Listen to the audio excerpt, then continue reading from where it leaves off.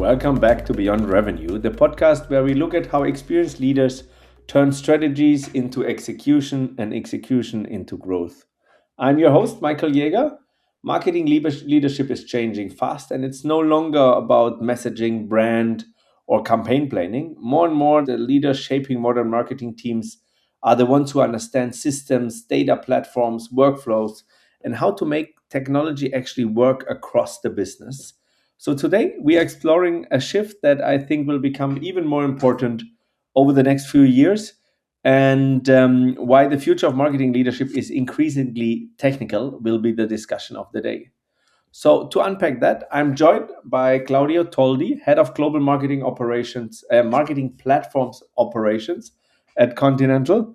Claudio, you have a fascinating background that spans IT, digital transformation, customer experience, e-commerce, and now global marketing leadership.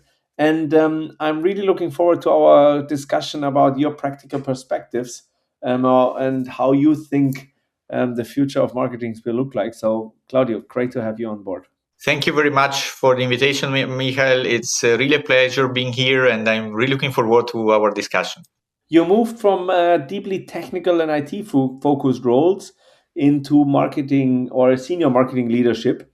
At what point did you realize that marketing was becoming much more a technical discipline? I think the turning point was when our new CMO joined Continental, where I really realized how also she is very in the depth of technology.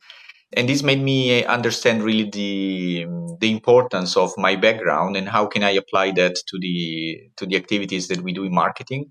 I think that was the turning point. And then obviously you look back and you realize, okay, yes, actually it was there since a while, and I'm now happy that I can join that together with the brand knowledge that I built up in the last years. When you look at strong marketing leaders today, what, in your opinion, what are the technical capabilities do you think they still underestimate in marketing? I think it's the understanding of the IT infrastructure overall, right? So you can obviously at the moment everything is about AI and you find it everywhere. But if you don't really understand how this works together, I think you miss a lot of the possibilities you can have with all the technology that we have at hand. So I would point to the overall infrastructure. So speaking about the cloud and so on. Mm. So you worked across these different this different roles, and then actually very different roles. What would you say along your journey? What shaped you the most? Which influences the way you lead marketing operations at the moment? I would point to the project that we did in regards to customer experience and digitalization. So we really took a broad approach. We started from the pain points of every customer segment. We created customer journeys. We defined how do we reshape the journey and what is the pain point that we want to change and the experience they want to feel. And this allowed me, I was still in the area of e-commerce and digitalization, but first of all, thanks also to the company that allowed me to, go so broad, but also to the team that I was working with. It was really an eye opener to understand how impactful can be all the activities that we do in marketing towards the customer experience. Mm, interesting. So let's get started, I would say, with the two tactics which actually led to success, and the one where you learned a lot. So, what is a concrete example in your own experience where you apply the tactic or where you initiate something, even in marketing now, maybe even with your technical background, that helped you to have more success in marketing? There are many actually, but again, keeping the flow with this customer experience program. Back then, we needed to talk to basically every stakeholder in the company, but also to IT. And for me, having this background allowed me to to make the bridge between what we need on the business side and what IT needs. Very often, I don't know what is your experience, but very often there is a kind of a gap in terms of understanding among the partners. And this was very helpful and allowed us to speed up things. Yeah, super interesting because right, that's what we define more or less as a RevOps when we talk about SaaS, right? Where we say, look, RevOps are the modern product managers or the bridge between the operational teams and the technical teams, speaking both languages. Yeah. So can you go a little bit more into detail what we were trying to solve in the problem and maybe give us one, two concrete examples where this really helped? So, for example, there was one of the pain points for our customers. Back then we were talking especially about the truck and fleet customers, was the capability to know and to handle the invoicing, the bonus schemes, and all these kind of activities. And we didn't know how to handle that.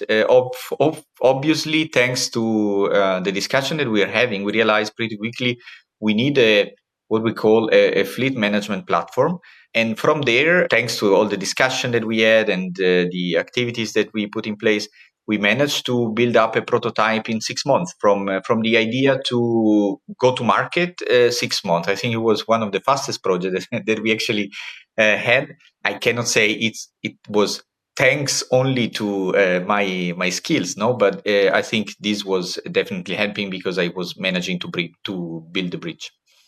Sounds good. Super interesting. What is the second tactic which you applied? This is less technical and more soft skills, if you want.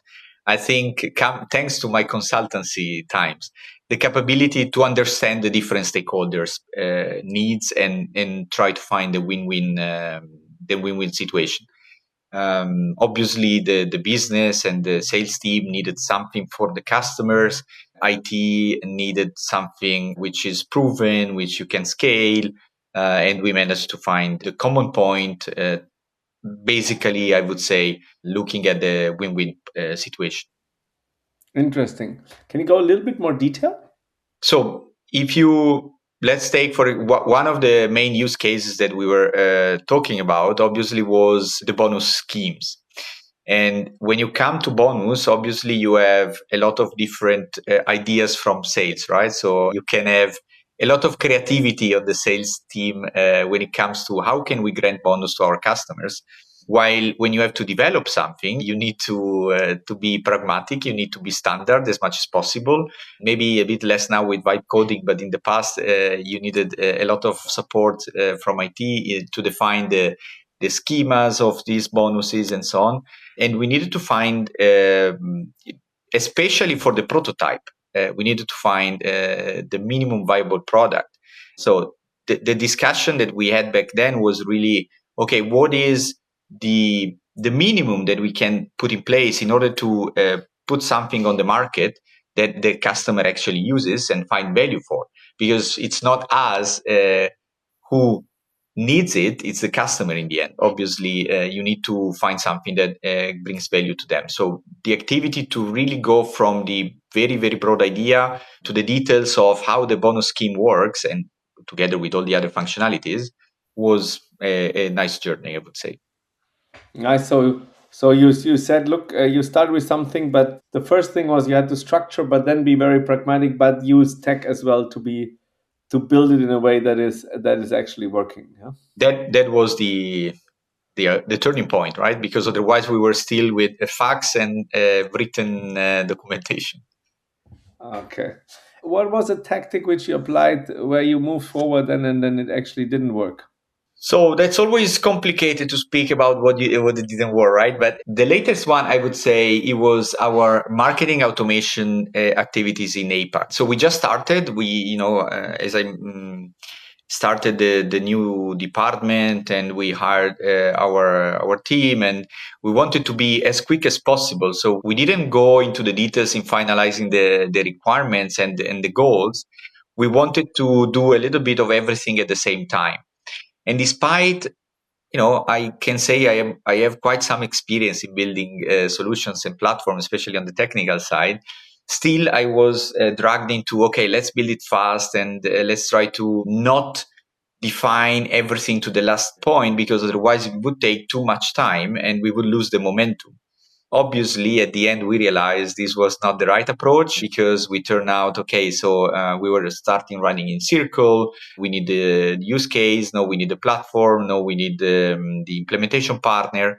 So if I were starting again, and we actually did, I would start from the business requirements, business goals, and driving then everything out of that. Fair enough. Yeah, speed is not always the right solution, right?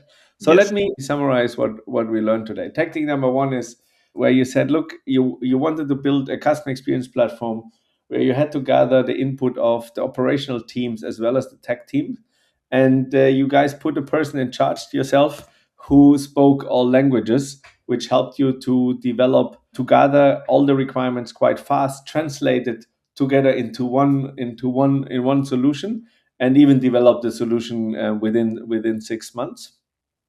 Tactic number two is, in order to be successful, you need to consider the different needs of the teams as well as the customers, but be very pragmatic in order to be able to really build it through the tech team. That's why you had to develop something that keeps everything into consideration of the three teams, but build something which actually works and where you can actually measure the outcome. And then tactic number three, which didn't work, was you started marketing automation in APAC. You run it on the quick and fast movement instead of really diving into the real problem.